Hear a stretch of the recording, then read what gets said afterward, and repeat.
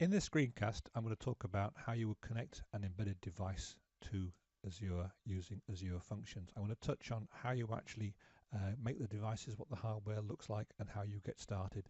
This is a great thing to do because it's great fun and very empowering. You can make small embedded sensors to push data up into the cloud. You can control things remotely from the cloud. It's all really nice. Quick overview. Oh, by the way, I'm Rob Miles, robmiles.com. In case you don't know, it's on the first slide. You can go back and look if you like. Okay, IoT devices, how you connect them, what about MQTT, the Azure IoT Hub, how you send messages, and how you receive messages. All good stuff. So, what do I mean by an IoT device? What can you go out and buy? Well, the good news is whatever you buy, it will be cheap. It will talk Wi-Fi. It will be quite powerful as a standalone computer. It will almost certainly be based on the Arduino standard, which is both a brand of controllers and also a standard by which you can create and deploy applications and write libraries for them. The Arduino environment's a free download, and you can also incorporate it into Visual Studio or Visual Studio Code. And you can also send new versions of your program code over the air, over the network, so you can upgrade your devices in the field if you build them to be upgraded that way. So this is a very powerful and flexible and industrial strength place to work, or you can make it that way if you make a few good design decisions at the start, of which more a little bit later. One of my favorite chips to use as the basis of IoT stuff is the ESP8266. It's awesome. It will talk Wi-Fi, so you can link it to your home network. It will programmed in C++ as any other Arduino device can be. It can work as an access point and a web server. It talks UDP, TCP, secure sockets, and MDNS. There are loads of examples out there, and it's a great way to make a connected device. We're going to use MQTT to pass the messages between our device and the server, but you can use RESTful, you can use GET and POST, you can do whatever you like. And this WeMOS platform I'm showing you in the slide is available for around £2.50 a pop. In fact, I've seen it even cheaper at £1.75 all the way from China, and it's a great place to get started. It's less than a pint of beer. My goodness, how things are coming along in this space. If you have a bit more money, if you're buying more expensive beer or a fine wine, look at the ESP32. This has more brain in that it has two processors and a bit more memory and a bit more performance. You can buy single chip versions of this for around a $5 a pop. You can program it in the Arduino IDE, or you can write MicroPython or CircuitPython to control it. The Heltec variant I'm showing you above costs about £12, but does include an OLED display and LoRa, low-powered radio, which is worth a look at a bit later if you get a chance. That provides for a breed of connected devices which are incredibly interesting and useful. I have a separate talk about that, which you can find if you search my YouTube channel, and why would you not do that? In a box, you can buy the M5 stack that actually contains a nice keyboard, 3 buttons on the front, and a power button on the side, and a nice little LCD panel screen. It's stackable, that's the clues in the name. This has the control device and the battery, but in between you could put things like motor controllers, LoRa interface, accelerometers, different kinds of sensors. But it's a nice, well-produced, almost a product out of the starting gate kind of look, which is rather nice. Costs around £25, a bit harder to get hold of, but it's actually worth a look as well. The I say best, the most sort of fully featured device I've found is the Azure IoT Devkit, which has this little chip here called Security, which provides for secure connections in terms of X500 certificates signing. So you can actually use this to actually hold secure information. One of the worries about pushing an embedded device out into the field is someone might take it and have a look inside the device to find things like Wi-Fi access keys, passwords, all kinds of stuff. That's a thing which can be done unless you take steps to prevent it, of course. And the IoT Devkit has a security chip which lets you encrypt and store information and also encrypt and hold the firmware in that way. So you can make this thing a proper industrial strength, secure embedded device. There are some very good examples of this from the Azure IoT team. So take a look at this. It's a bit more money. But it is actually has an LCD little OLED screen, and it also has a whole bunch of sensors on here straight out the box. You can plug it into any device which uses the BBC microbit socket, so it's quite well provided in terms of connections as well, and it's a good device if you want to make something secure and industrial strength. When you program it, the IDE is all free. You can use whatever you fancy, but you can use blocky languages. I like to use C++, and I use the Arduino environment to do that. All the code I'm going to show you is written for that library, that environment, and it works there, which is rather good. In terms of how you make a device connected, let's take a look at that. We're going to use MQTT, Message Queue Telemetry Transport, which is a very, very easy way to hook sensors and actuators together. It's been built to do that kind of thing. It works as a publish and subscribe architecture. It can run over serial or Wi-Fi, and it's based on simple packets. The packet can contain whatever you like. It could contain binary data, it could contain JSON, it could contain whatever you fancy.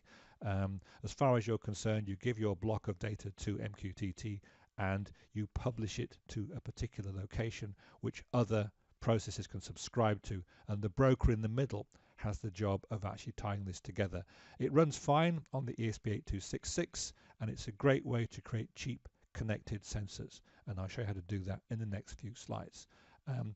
The Arduino library I use to do this is called PubSubClient, and you can see it's available at that GitHub site on there. It can talk to any MQTT broker you like. You need to modify it slightly to work with Azure, in that you have to use secure sockets and change the default packet size to the maximum packet size to support the large keys that you need to get going. And there's a blog post here that says how to do it. You can just nick my code and use that as your basis. There's a Microsoft client as well, but I like using PubSubClient because I can make it work with any MQTT broker just by changing the settings. That works quite nicely for me. The Azure IoT Hub, of which more a little bit later, isn't just a way of getting and subscribing to messages. It provides a complete framework which you can use to deploy an industrial strength IoT application. This includes programmatic device management. You can create access keys for devices using software that you integrate into your business process. You can also provide yourself with simulations of devices, so you can check if your backend will support many thousands of devices in the field without having to deploy them. The IoT Hub talks MQTT, and you can pass that onto your backend or use an Azure function, which is how I'm going to do because I quite like that. Okay, so this is my joke button, which I can press whenever I tell a joke. A horse walks into a bar and the barman says, "Why the long face? Favorite joke. Presses button," to indicate that.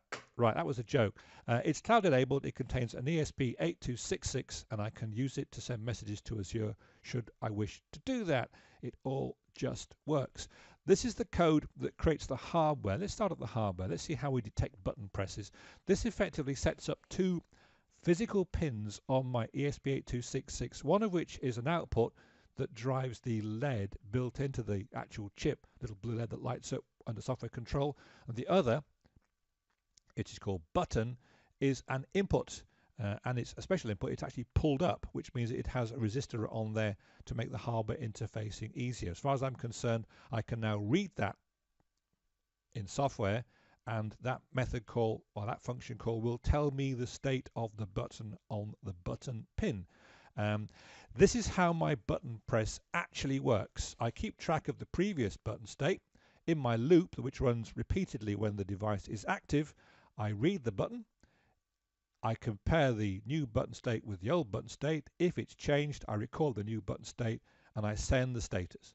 So this is the fundamental hardware behavior that will detect when my button changes. You can put what you like in the loop. You could read a temperature sensor and push that into the cloud. You could look at PIR sensors. You could do all kinds of stuff. You could also, if you wanted to, send control values back out in the loop as well to control the behavior of some hardware linked to your device in the same kind of way. This is my send status method, which is called when the button changes state. It assembles a string of JSON containing a version number, the actual light that I'm sending, and the button state, and this string is then published on my MQTT client object to the events topic on the joke button 01 messages topic parent topic. So this is how it all ties together, and that's sent out into the cloud to anybody that may be interested in hearing if I've told a joke. So people would bind to this endpoint, to this topic, and they will get a message whenever I press that button, which is kind of what we're doing here. The client itself, there's my pub/sub client instance. It's created using a secure Wi-Fi client as the connection mechanism, and so this client is going to provide the connection between my application and the Azure IoT Hub. I'll call methods on this client, and it will then make things happen, like in the previous slide where I actually called the send method to send the message across. In setup, I turn my Wi-Fi on. I tell my client I'm using the server on MQTT server. That's a string that contains hullpixelbot.azure.devices. I've got an IoT hub called hullpixelbot. I'm using for my robotics and other experiments. That's what I'm using as my endpoint. That's the socket I'm going to use, 8883. And finally, I'm going to say when you get a message back from the server, when something tries to tell me a message, call the method called callback. So this is a two-way thing. I can detect when my button is pressed, and I can also send messages out to my button to make it change the color of the light on the button. That's how it all hangs together. And so we're now kind of connected. This is my loop behavior. There'll be a bit up here that checks to see if the button's been pressed, and this is the bit of the loop that actually manages the connection to the MQTT service. Now remember that the Arduino software mechanism is that when you turn the device on, setup's called once to set things up, and then loop is called repeatedly. This is being called many times a second, and each time round the loop I say, am I connected? If I'm not, then print out I'm connecting, and then call the reconnect method. Otherwise, call loop to basically keep my client alive. The loop function does things like looks for incoming messages which may have arrived from the broker, and it also every 9 or 10 seconds or so it sends a little heartbeat message saying, hey, I'm still here, I'm still alive, I'm doing stuff. And that's how the MQTT protocol knows what devices are on the network at any given time. So don't do that, do this. This is the reconnect method. This is called to make a connection actually working. It calls the client connect method, gives it the name of the actual device. It also gives it the address on the IoT hub of this device and a key which is generated by Azure and authenticates my access. It's a big chunk of text which actually is produced programmatically, and I store this inside. This is hardwired, very bad thing to do. I can store it in E2PROM inside the device. If I was using the IoT Devkit platform, I could store that securely, and then no one else could pull that key back out again, because there is this slight danger in that if someone gets hold of my device, they can figure out what my key is. But I can mitigate that. I can also do things like I can give this key a lifetime, so I can make it last so many days or even hours, so that after that time the connection becomes unavailable. So unless I refresh that in some way, I can't connect anymore. So there's all kinds of nice management things you can do. These two things here set the publish and subscribe addresses. So whenever I wake up, I publish a message saying, hey, I've started, and I also subscribe to this particular topic. The hash is a wildcard. That means anything which arrives on a subtopic below there will be sent through to my device. And so this is the thing which, when people hit it, my callback method is called. If it doesn't work, I print an error code and I try again after 5 seconds. So this is basically going to reconnect me or die trying. It'll just sit there trying like forever, which is fair enough. It's an embedded device. I want it to connect. Until it can do that, it isn't useful. I could put lights and things on it when it's not working, but that's something else as well. So yeah, when I get my callback, all my callback does is it gets a message, which is the payload. I look at the very last character of that message. If it's an F, I turn the light off. If it's not an F, I turn it on. So I can send the word on, my light comes on. Send the word off, which is, it's horrible code, but it works, and the light goes off. I don't recommend you use this. If you take a look inside the Arduino libraries, there are all kinds of libraries for decoding JSON messages, which will be a much more sensible way to travel. But hey, this kind of shows you how it works, and light mask is my method which I call to actually drive the light either on or off, and that's how it works. So yeah, off is 0, on is FFFF. Oh, there you go. That's how that works. Yeah, not elegant, but functional. So I've got my endpoint done. Azure IoT Hub side, this is the actual management interface on the Azure portal, and you can get some rather nice monitoring. It tells you how many devices you've got and how busy they are, and you can also, if you want to, you can use a broker on other platforms. Raspberry Pi, there's a one hosted by Adafruit which you can use. Pi supports a thing called Mosquito, which is a nice broker which works quite well and is very fine for that. So you can do that kind of thing. I'm using Azure IoT Hub because I really like it, and that's a good reason. There's an application you can get. You can download the source for, which is terribly useful, which works in conjunction with IoT Hub. You can do device management via the web, but you can also use it via this app, which you can get. It's on GitHub. You can get the source for it, and it provides ways in which you can create and configure nodes, and you can send messages to them. This is all open source. So what I did was, when I wrote my own Azure app that talked to my devices, I just nicked all the code from this, and that seemed to work quite nicely. And so I can use it to send messages. And let's do that. Let's go to my Device Explorer. Here it is. And I'll take you through some of the functions. Configuration, here we go. This is my connection string. Oh, that is so super secret. I may have to come back and remove that or change my key to a different one. Then I've got my management. These are all my different devices which I can use to actually connect to. And there's my joke button sitting down there. And I'm now kicking myself for putting that key in. I'll make a new one. It doesn't matter. I'll make a new one and make that one useless. Why worry? And I can also use it to send data. I can monitor data from the incoming device, and I can send messages. So if I go here and I hit, I change this to on. You're going to have to trust me here because I have no camera. If I hit send, that message is sent to my button, which then lights up, and I can reveal that it has lit up. If I send the word off, then it goes through the send process. Off, hit send, and the light goes off. There you go. It's working for me. I apologize for the fact it's not very easy to understand, but that you can't see the light. But I'll get a camera and I'll redo this video and I'll put some lights in. I should so do that. Okay, so this is the code that does it. I make myself a service client. That's my connection string, which is a big lump of data that defines the connection to the hub. I make a service message. I set some acknowledgements. I put a GUID on it.